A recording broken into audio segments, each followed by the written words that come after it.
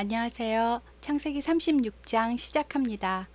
36장은 한 장 전체가 에서의 후손들에서도 족장과 왕이 많이 나왔다는 것을 족보와 함께 설명하고요. 호리 족속 세일 자손의 족보도 쓰여 있습니다. 그 이유는요, 원래부터 세일에 살았던 원주민들인 호리 족속이 나중에 에돔 족속에게 완전히 흡수가 되어서 같은 민족이 되었음을 나타내는 것 같습니다. 야곱이 야복강을 건너서 에서와 상봉하기 그 전부터 에서는 세일 땅에서 기반을 잡고 있었잖아요. 그리고 아버지가 계신 헤브론에서도 땅과 재산을 관리하고 있었을 겁니다. 이삭은 리브가 외에 다른 후처를 들이거나 다른 자녀를 낳지도 않고 아내가 먼저 죽었어도 계속 혼자 살고 있습니다. 그럼 이삭이 죽었을 때 장자권으로 분란이 생겼던 이 집안의 상속은 어떻게 되었을까요? 먼저 장자는 상속을 2배로 받는다는 것을 기억해 주시고요. 고대 근동의 상속법은요, 총 자녀 수의 1을 더한 다음 전체 재산을 그 수로 나누어서 각 형제들이 한 몫씩 가지고 장자는 한 몫 더, 2몫을 갖는 겁니다. 예를 들어 이삭의 재산이 양 1200마리라고 치면요.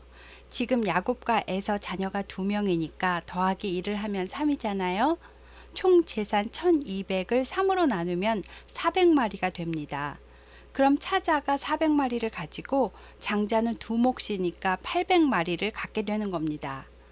그런데 팥죽 한 그릇에 장자의 명분을 팔았다고 실제로 야곱이 유산의 2몫을 가진 것 같지는 않습니다. 재산은 자기도 많으니까 평화의 의미로 형에게 장자의 상속대로 주지 않았을까 생각합니다. 이삭이 가지고 있었던 원래 소유도 많은데 야곱의 소유가 더해지니까 헤브론은 이제 에서와 야곱이 함께 거할 수 없을 만큼 포화 상태가 되었습니다. 그래서 에서는 원래 기반을 잡고 있었던 세일 땅으로 상속받은 유산과 자기가 모은 모든 재물을 가지고 세일산으로 완전히 이주합니다. 롯이 아브라함을 떠나 소돔 고모라로 이주하듯이 말입니다. 36장 6절에 보면요. 자기 아내들과 자기 자녀들과 자기 집의 모든 사람과 자기 가축과 자기 모든 짐승과 자기가 모은 모든 재물을 가지고 떠났다라고 써 있습니다. 어디에도 하나님이 주셨다거나 하나님의 소유를 나타내는 말이 없습니다. 철저하게 자기 위주의 소유 중심적 세상 가치관으로 사는 모습을 보여주고 있습니다.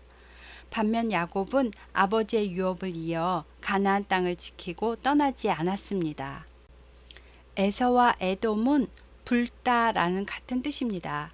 에서의 후손은 큰 민족을 이루고 후에 왕정 제도를 갖춘 탄탄한 독립국가를 이루고 있음을 보여줍니다. 이스라엘의 왕은 아직도 한참 750년 후에나 나오는데 에돔은 벌써 왕을 세우고 국가를 이룹니다. 특이한 점은 아들로 왕위가 세습되는 것이 아니고 족장들이 선출해서 왕위를 계승한 것 같습니다. 겉으로 보기에는 에서가 훨씬 더 복받고 후손들도 잘 되고 잘 삽니다. 그러나 하나님과는 아무런 관계가 없는 형통입니다. 야곱이 하란을 떠나 헤브론에 도착하기까지는 짧으면 7년, 길면 10년 가까이 시간이 걸렸습니다. 하나님 말씀에 순종하고 바로 헤브론으로 왔더라면 라헬이 죽지 않았을 수도, 디나가 강간당하지 않았을 수도, 르우벤이 아버지 침상을 더럽히지 않았을 수도 그 험한 일들을 겪지 않았을 것입니다. 그러나 그 과정들을 겪으면서 야곱은 하나님만 붙드는 삶이 무엇인지 깨달았습니다. 야곱은 이제 헤브론에 살면서 변화된 이스라엘의 삶을 살고 자녀들을 가르칩니다. 야곱의 아들들은 장성하여 결혼을 해야 하는데 바단 아람에는 더 이상 하나님을 경외하는 여인들이 없었습니다. 성경에는 야곱의 아들들이 어떤 여자들과 결혼했는지 유다와 요셉 외에는 기록되지 않았습니다. 그러나 성경은 앞으로도 계속 일관되게 하나님 없는 여인들과의 결혼은 지지하지 않습니다. 또한 부득이하게 이방 여인들과 결혼을 하였어도 하나님 중심의 신앙은 지켰을 것으로 보여집니다. 그렇게 야곱이 헤브론에서 아이들도 결혼시키고 살았던 어느 날 요셉이 17살이 되었을 때 일입니다. 사랑했던 라헬의 자녀 중에 베냐민은 아직 4살 정도밖에 안 된 아기였고 이스라엘은 다른 자녀들보다 너무나 티나게 요셉만을 편애하였습니다. 다른 아들들은 멀리 양치러 보내도 요셉은 집 근처에서만 잠깐씩 돌보게 하고 집안에서 채색 옷, 즉 소매가 긴 옷을 입혔습니다. 아마도 편안하게 동생 베냐민이나 돌보면서 지내도록 했던 것 같습니다. 아직 철이 없던 요셉은 눈치 없이 형들의 잘못을 보면 아버지에게 쪼르르 가서 자꾸 고자질까지 하니까 형들은 야곱을 너무나 얄미워했고 하루에도 몇 번씩 사용하는 샬롬이란 인사말도 요셉에게는 하지 않고 왕따를 시켰습니다. 게다가 요셉이 형제들에게 자기 꿈 이야기를 하는데요. 밭에서 자기가 묶은 곡식단에게 형들이 묶은 곡식단이 삥 둘러서 절을 했다는 겁니다. 안 그래도 미운데 그 말을 듣고 형들은 요셉을 더욱더 미워했습니다. 요셉이 또 꿈을 꾸고 이번에는 아버지와 형들이 함께 있는 데서 아버지, 어젯밤에요. 제가 해와 달과 11별이 저에게 절하는 꿈을 꾸었습니다. 라고 말을 했습니다. 야곱은 요셉의 말이 형들을 자꾸만 자극한다는 것을 알고 먼저 요셉을 꾸짖습니다. 뭐라고? 그럼 나와 네 어머니와 형들이 땅에 엎드려서 너한테 절을 한다는 것이냐? 예끼 이 녀석! 하고 형들 대신 버럭 화를 내주었지만 꿈에 천사의 사닥다리를 본 경험이 있는 야곱은 하나님께서 꿈으로도 현몽하실 때가 있다는 것을 알기에 이 말을 마음속에 간직해 두었답니다. 가나안 땅의 건기가 끝나갈 무렵 지금 우리가 사용하는 태양력 약 7, 8월쯤이었습니다. 이제 가나안에는 양들을 먹일 풀이 다 말라서 없어질 때입니다. 가축을 치는 목자들은 추수가 끝난 밭에 그루터기를 양들에게 먹이로 주려고 북쪽으로 올라가게 되는데요. 요셉의 형들도 양들을 먹이려고 세겜까지 올라갔습니다. 세겜은 요셉 형들의 범죄의 도시라서 혹여나 보복성 공격을 당하지 않을까 이스라엘은 걱정이 되었습니다. 그래서 요셉에게 형들이 무탈한지 보고 오라고 하였습니다. 요셉이 집을 떠나 세겜에 도착했는데 형들은 도단까지 올라가고 세겜에는 없었습니다. 어떤 사람이 요셉에게 형들이 도단으로 갔다고 알려주어서 요셉은 형들을 찾아 따라 올라갔습니다. 형들이 양을 치다 보니 저쪽에서 요셉이 오는 것이 보였습니다. 형들은 요셉이 가까이 오기 전에 자기들끼리 수군거렸습니다. 야야야야, 저기 꿈꾸는 애 온다. 오, 잘됐다. 저놈 죽여서 구덩이에 던져버리자. 아버지한테는 짐승에게 잡아먹혔다고 하면 되잖아. 아주 지 꿈이 어떻게 되는지 한번 두고 보자. 이 말을 듣던 맏아들 루우벤은 야, 구덩이에 던지면 알아서 죽을 텐데 우리 손에 피까지 묻히지 말자 하고 말했습니다. 맏아들 루우벤은 나중에 몰래 구해서 아버지에게 돌려보내려고 속으로 생각하고 있었습니다.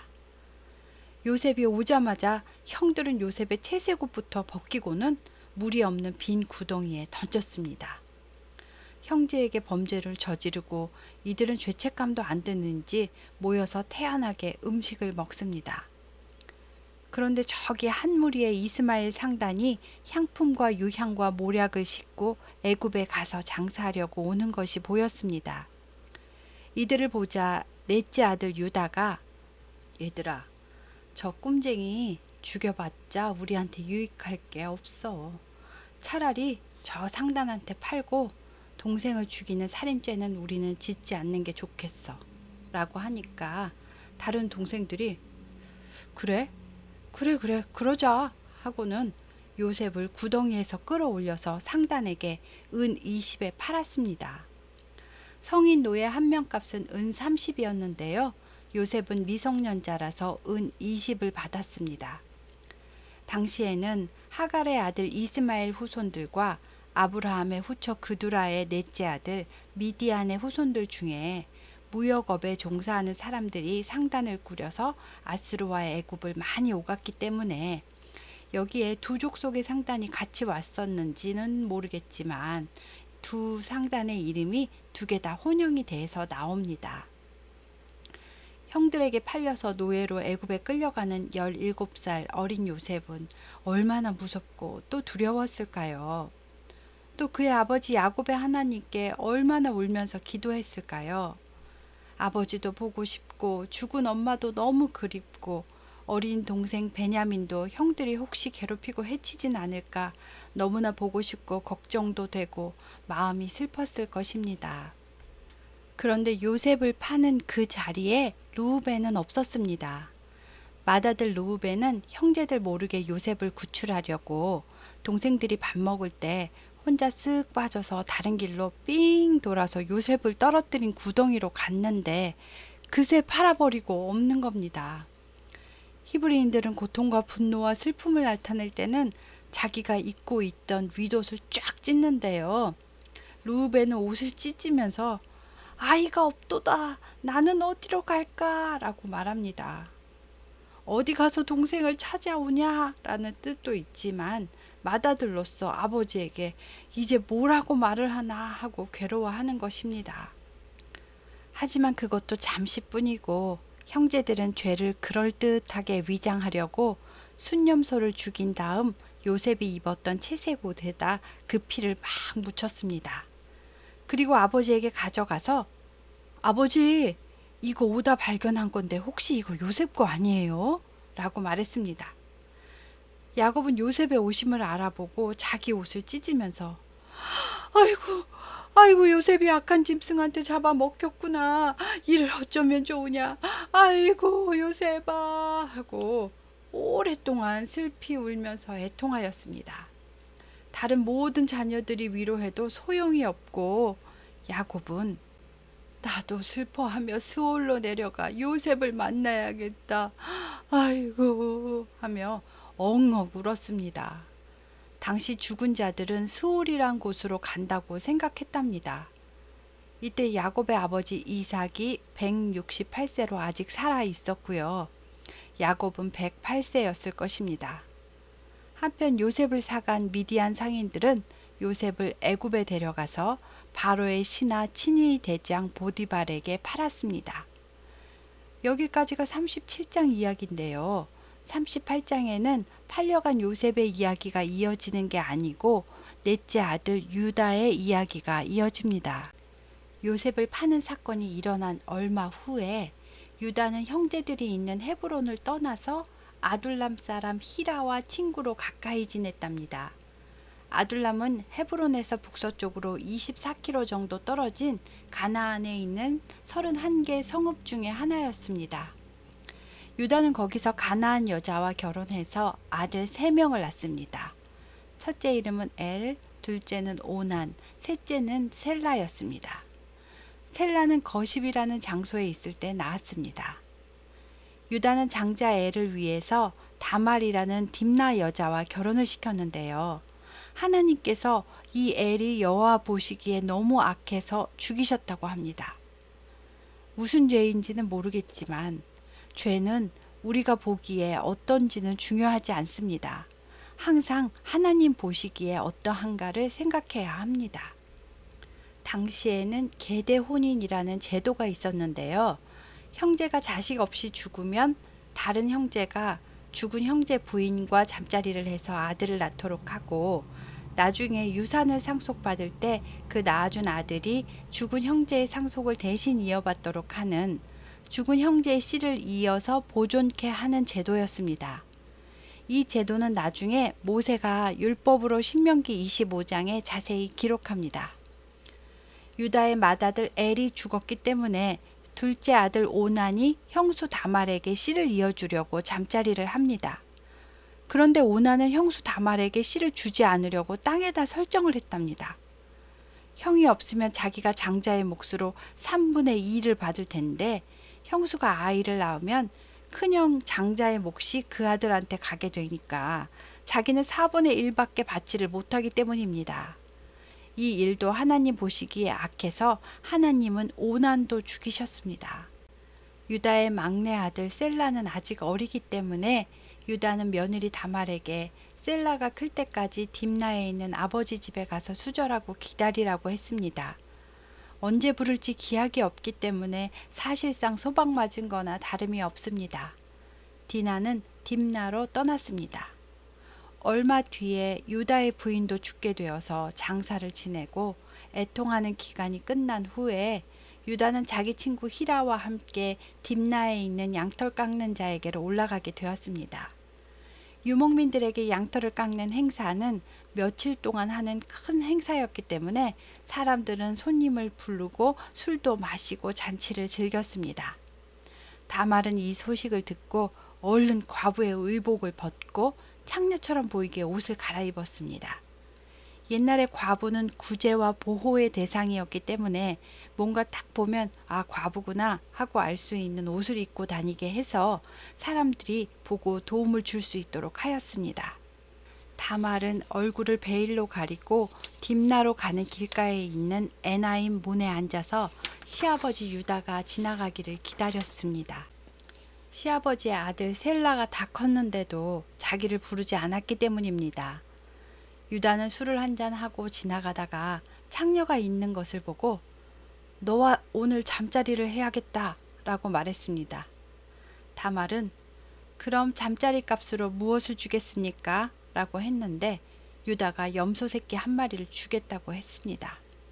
그런데 지금은 그냥 지나가는 길이라서 염소떼에 가서 가져와야 했습니다. 다말은 염소 새끼를 가져올 때까지 담보물로 도장과 도장을 끼운 끈과 지팡이를 달라고 했습니다. 도장은요, 각 개인이 가지고 다니는 신분증과 같은 것인데요.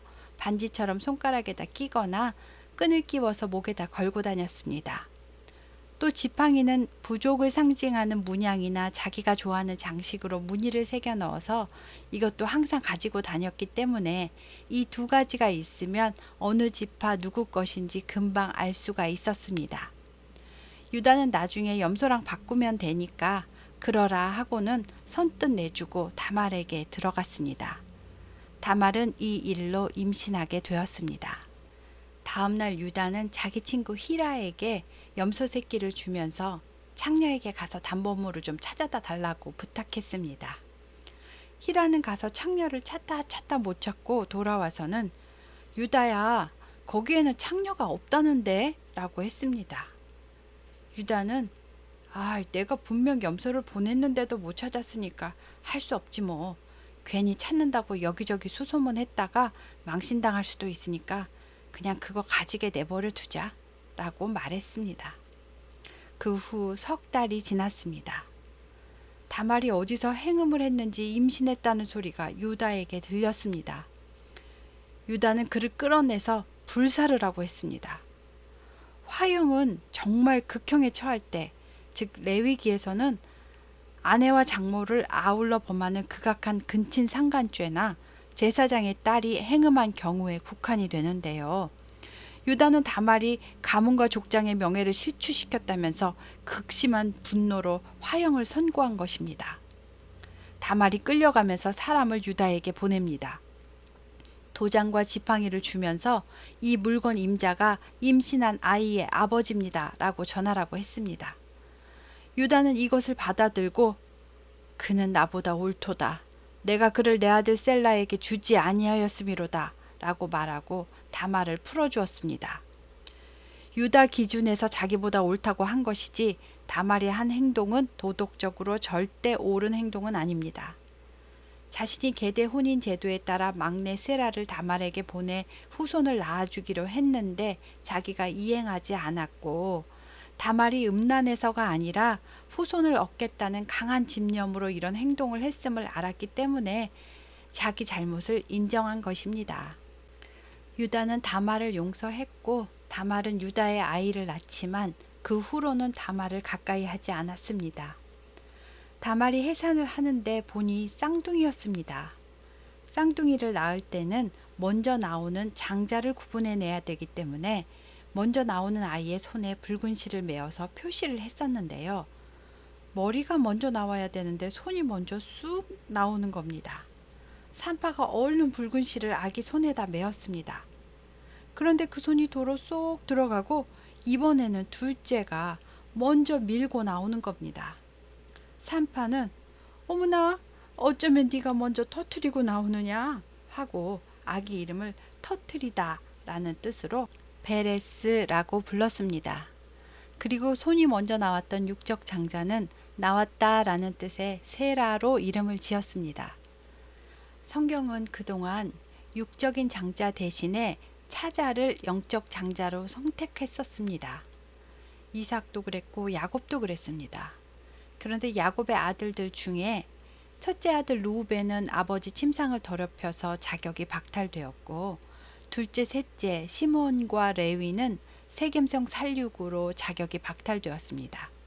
그리고 넷째 아들 유다가 영적 계보를 잇는데요. 유다의 아들 중에서 첫째, 둘째는 악해서 하나님이 죽였다 해도 셋째 아들 셀라도 있는데 굳이 시부와 며느리의 폐륜에 의해 출생된 베레스가, 그것도 차자가 그리스도의 직계의 조상이 되는 이유가 있을까요? 유다와 그 집안이 그렇게 인품이 훌륭하거나 믿음이 좋은 것 같지도 않은데 말입니다. 믿음으로 따지면 형들을 용서하고 민족을 구원할 요셉이 계보를 이어야 맞지 않을까요? 그런데 유다는 영적 장자권을 받아 그 후손에서 그리스도가 탄생할 뿐이고, 요셉은 육적 장자권을 받습니다. 그래서 나중에 상속받을 때 에브라임 므낫세 두 몫을 받습니다. 인간의 선과 악, 믿음의 정도는 우리 기준에서 판단하는 것이 아니고 하나님의 권한입니다. 어찌 되었든 비록 죄악 중에서 출생하였지만 이들은 그리스도의 계보를 잇는 특별 은총을 받았습니다. 인간은 그 정도가 많든지 적든지 모두 다 부패하고 타락한 존재이며 그 죄의 경중과 관계없이 모두 다 죄인입니다. 과속 단속처럼 지정속도 80km만 안 넘기고 카메라 앞에서만 안 걸리면 통과되는 것이 아닙니다. 카메라도 81km로 달렸든 100km로 달렸든 120km로 달렸든 어쨌든 과속이면 다 위반에 걸립니다. 모두 다 속도 위반죄로 똑같은 벌금을 내듯이 죄를 지으면 모두 다 사망과 지옥이 똑같이 형벌로 주어집니다. 하나님의 공의는 1%의 죄도 용납하지 않으시지만 동시에 하나님의 사랑은 모든 죄의 값을 아들의 피값으로 치르셔서 영으로 만드셨습니다.